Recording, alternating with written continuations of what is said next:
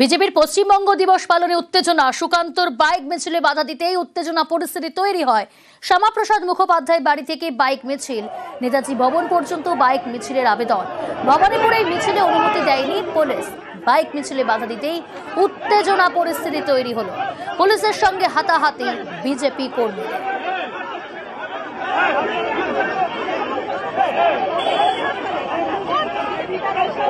বিজেপির পশ্চিমবঙ্গ দিবস পালনে উত্তেজনা। সুকান্ত বাইক মিছিলে বাধা দিতেই উত্তেজনা। ভবানীপুরে মিছিলে অনুমতি দেয়নি পুলিশ।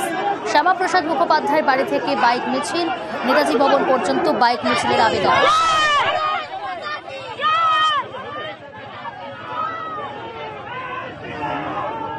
তার হিস্টোরিক্যাল বেসিস কি, ঐতিহাসিক পটভূমি কি, সেটা তো বলুন বাংলার মানুষকে। কেন সেটা পশ্চিমবঙ্গ দিবস? পয়লা বৈশাখ আমাদের কালচারের সাথে জড়িত, আমরা পালন করি। আজকে ভোটাভুটি করে পশ্চিমবঙ্গ তৈরি হয়েছিল। পশ্চিমবঙ্গ সৃষ্টি দিবস বলুন, পশ্চিমবঙ্গ দিবস বলুন, পশ্চিমবঙ্গ রক্ষা দিবস বলুন, যা নাম দিবেন দিন, কিন্তু আজকের দিনটাকে তো পালন করা উচিত রে ভাই। কেন পালন করবেন না? 58/21 ভোটে আমরা জিতেছিলাম। জ্যোতি বসু এই হিন্দু পশ্চিমবঙ্গের জন্য ভোট দিয়েছিলেন।